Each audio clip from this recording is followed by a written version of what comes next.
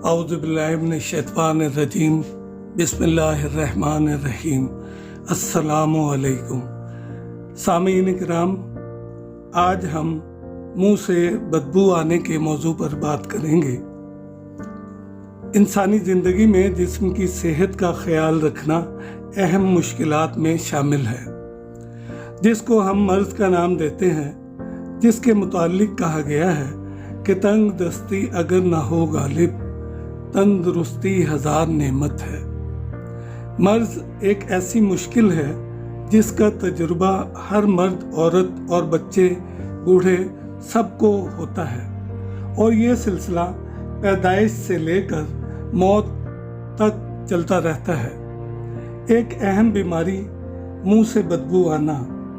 अब आपको बताता हूँ कि आप अपने दोस्तों में, महफिल में, घर में ये बीमारी आम महसूस कर सकते हैं, क्योंकि ये बीमारी खुराक की बदएतदाली की वजह से होती है।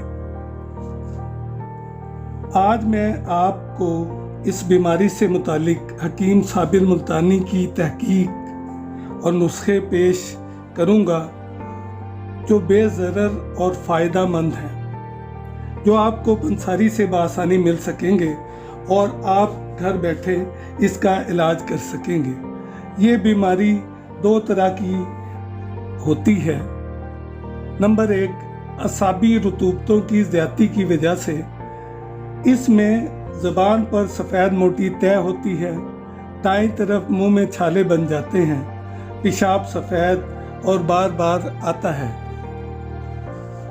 इसका नुस्खा 2 मलयन यानी आंवला 10 ग्राम, कलंजुआ 10 ग्राम, फिटकरी खिल की हुई 10 ग्राम यानी तवे पर हल्की सी इसको भून लें, पानी ख़त्म हो तो निकाल लें।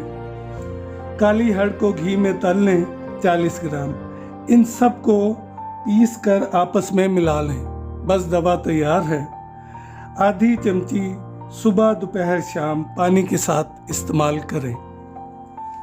जबकि दूसरी अलामत गर्मी की ज़्यादती की वजह से होती है। इसमें पेशाब जर्द, ज़बान सुर्ख, मैली, तह पीला होना, दांत पीले। जब ये अलामतें हों तो ये नुस्खा इस्तेमाल कीजिएगा। सफ़ेद ईरानी गुलाब 60 ग्राम, कलमी शोरा 20 ग्राम, कासनी के बीज 20 ग्राम, धनिया के बीज 20 ग्राम, ये भी सब बराबर पीस लें और आधी चमची शरबत बजूरी के साथ इस्तेमाल करें। इंशाअल्लाह शिफा मेरे अल्लाह ने देनी है। इस वीडियो को दूसरों तक ज़रूर शेयर करें ताकि दूसरे लोग भी इससे फ़ायदा उठा सकें। आपने मुझे इतना वक्त दिया, थैंक यू वेरी मच।